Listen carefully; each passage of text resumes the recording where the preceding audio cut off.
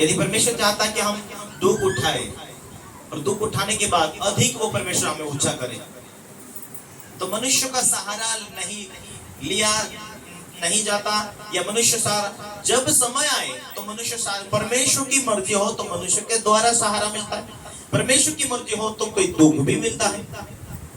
उसकी योजना क्या है?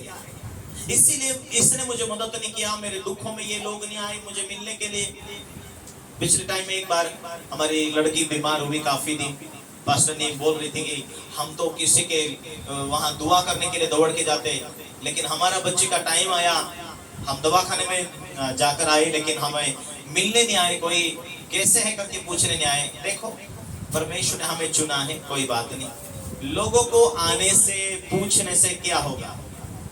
इसीलिए हम अपना दुख हम लेके चलते हैं, लेकिन किसी के ऊपर क्यों थोपे, किसी को क्यों दोष लगाए, किसी की गलतियां क्यों ढूंढे। हम अपना बोझ, परमेश्वर का वचन कहता है यदि तुम मेरे पीछे आना चाहता अपना क्रूस उठा कर जीना। कई बार आपका विवेक दुखता, आपका मन दुखता, आपका हृदय नाराज होता है। ऐसे टाइम में फोन क्यों नहीं उठाया पास्टर जी, मुझे प्रार्थना की जरूरत थी, मुझे आपको बुलाने की जरूरत थी, आप मेरे घर चाय पी के जाते, खाना खा के जाते, शादी था, दुख का दिन था। कई बार प्रभु का दास आप उम्मीद करने पर भी नहीं आते, आपका विवेक नाराज हो जाता। जो परमेश्वर का दास आपके लिए दूर से भी प्रार्थना करता, वो सामर्थ्य आपके तक पहुंच नहीं पाते। कारण क्या है? आपने आप प्रभु के दासों को जो खुला दिल नहीं है, इस उसके प्रति कहीं ना कहीं निराशा है, उसके प्रति कहीं ना कहीं कड़वाहट है, उसके प्रति कहीं ना कहीं निराशा है, उसके साथ रिश्ता आपका अच्छा नहीं, तो आपके ऊपर में हाथ रख दो, पैर रख दो, प्रार्थना रिसीव नहीं किया जाएगा। हालेलुया। नाराजी है, प्रार्थना लागू नहीं होगी। आपके लिए मैं कितना प्रार्थना करूं, आप कितना उम्मीद करते हैं, क्योंकि ऑलरेडी आपके जीवन में ढक्कन लगा हुआ है। इसमें पानी भरकर लाओ बोलेगा, ये ढक्कन नहीं खोलेगा तो पानी इसके अंदर नहीं आएगा। उस रीति से आपका दिल कभी पास्टर के प्रति नाराज है, ईर्ष्या है, कहीं ना कहीं आपके जीवन में चोट बैठा हुआ, आपका मन फीका हो गया, हद हो जाए, कितना भी कोशिश कर ले, लेकिन आपको जो आशीष मिलनी प्रार्थना के द्वारा नहीं मिल पाती। खुला दिल रहे, क्या बच्चों के समान आपका हृदय बन चुका? यदि आप कठोर ना हो तो आपके जीवन के अंदर जो परमेश्वर की आत्मा काम करनी है, यदि आपका मन बच्चों के समान बने, तो वो प्रार्थना आपके जीवन में लागू होगी। Hallelujah, hallelujah. इसलिए आपका विवेक, आपके हृदय को जांचना है, क्या मैं माफ कर चुका हूँ, क्या मैं क्षमा कर चुका हूँ। परमेश्वर का वचन कहता है जिसका गुनाह तुम क्षमा करो तुम्हें क्षमा मिलेगी, जिसका अपराध तुम माफ करो तुम्हें एक माफी मिलेगा। हालेलुया। यदि परमेश्वर का वचन कहता है मुझसे अलग होकर तुम कुछ नहीं कर पाओ, यदि मेरा वचन तुम में बना रहे, यदि तुम मुझ में बना रहो, 15 का 7, यदि तुम मुझ में बना रहे और मेरा वचन तुम्हें बना रहे। यूहन्ना का किताब 15 में ऐसा लिखा है, यदि तुम मुझ में बने रहो और मेरा वचन तुम्हें बना रहे, तो जो चाहोगे वो होना शुरू हो जाएगा, जो मांगोगे वो मिलना शुरू हो जाएगा। आज ना कल वो मिलेगा, लेकिन मांगते हो तो बंद मत करो उस विषय को। प्रार्थना के साथ प्रार्थना बंद ना करो, और मन तुम्हारा बच्चों के समान रहे।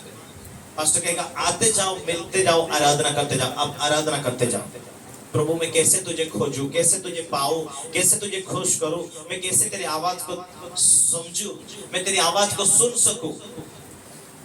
आप जब आपका हृदय खुला होकर परमेश्वर के सामने आप माफ कर दिया, आप आराधना करें, आप प्रार्थना करें, प्रभु मेरे लिए कोई मार्ग खोल, मुझसे भी बात कर, मेरे जीवन में क्या कमी है, किस कारण तुम बात नहीं कर रहा।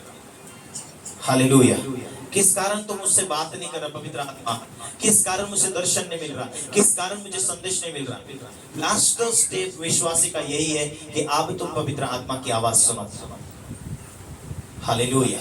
लोगों में कम बैठो, लेकिन उतना भी ज्यादा नहीं जहां आपका मन खराब हो। आप ऐसे दोस्तों से दोस्ती ना करें जो आप उनकी बातें में रहने से आपका मन कड़वा हो जाए। आप ऐसे सलाहकार के साथ में रहो। एक व्यक्ति कल यहाँ से गुजर रहा था, उसके परिवार में बहुत दिनों से लड़ाई चल रही है और वो जीवन में थक चुका है। उसकी पत्नी एक दिन भाग के जा रही थी, इधर कहीं वो पिटाई करने के लिए ढूंढ रहा था, मैं 2-4 दिनों से मैं मिलने के लिए देख रहा था, लेकिन वो नहीं मिल रहा। कल मुझे जब रास्ते मिला, दादा क्यों झगड़े होते आपके बीच में? उसने कहा मेरी सुनो। वो मुझे कहता है मेरी सुनो, एक बात, मेरी पत्नी की गलती है, मेरे बच्चों की गलती है।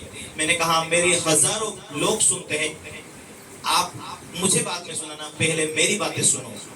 जब मैंने परिवार कैसे जीते, परिवार कैसे चलते, ये बातें में थोड़ा बार उसे बोलने लगा, तो वो इतना रोना शुरू कर दिया। वो वयस्कर व्यक्ति है, मुझसे ज्यादा उम्र का है। हालेलुया। हमारे परिवार के अंदर क्या हम थक चुके, क्या टूट चुके, हमारा जीवन थक चुका। ऐसी स्थिति आती लोगों के सामने, शैतानी शक्तियां काम करती, वेशन देती है कि मैं नशा कर लूं, अब मैं थक चुका व्यवसाय से, अब मैं थक चुका, अब मुझे आत्महत्या करनी है, अब मेरा कोई इज्जत नहीं करता, कोई पैसे का मार्ग नहीं है, अब मैं क्या करूं? कोई आशीष नहीं, कोई बरकत नहीं, कोई मुझे सलाहकार नहीं। इस रीति से लोग थके हुए, इस रीति से लोग अपने जीवन में बोझ लेकर, मैं कई बार वीडियोस देखता हूं तो मुझे अजीब सा लगता है। बड़े बड़े जो एक्टर्स हैं, पिक्चर में काम करने वाले लोग सुसाइड कर लेते हैं, या उनका तलाक हो जाता है। तलाक होने के बाद में लाखों करोड़ों के द्वारा उनकी तलाक हो जाती है, सुसाइड हो जाता है। पैसे है, आनंद है, दुनिया की सारी शौक शोहरत उनके पास में, लेकिन क्यों? प्रभु की कमी है, ज्ञान की कमी है, सलाहकार की कमी है। अपने जीवन को क्यों बर्बाद करते, अपने जीवन को क्यों खत्म करते? क्योंकि शांति नहीं होने के कारण। प्रभु ने कहा मेरे पास आओ, मैं तुम्हें शांति दूंगा, मेरे पास आओ, मैं तुम्हें जीवन दूंगा, मेरे पास आओ, मैं तुम्हें आनंद दूंगा। हालेलुया। इसलिए हमें लेकर चलने वाला, समझाने वाला सलाहकार चाहिए जीवन में। पास्टर जी ये हालत है मेरे जीवन में, बच्चे इस रीति से, परिवार में पैसे नहीं, हम थक चुके। वो मार्ग दिखाएगा, प्रभु का मार्ग दिखाएगा। वो थोड़े दिन तक कठिनाई मालूम पड़ते, लेकिन परमेश्वर आपको सिखाता, आपको समझाता कि प्रभु के साथ आप कैसे जीवन जिए, प्रभु के साथ कैसे चल सके, परमेश्वर के नियम को कैसे पालन कर सके, परमेश्वर के संदेश को कैसे मालूम कर सके, परमेश्वर की आज्ञा को कैसे पालन कर सके।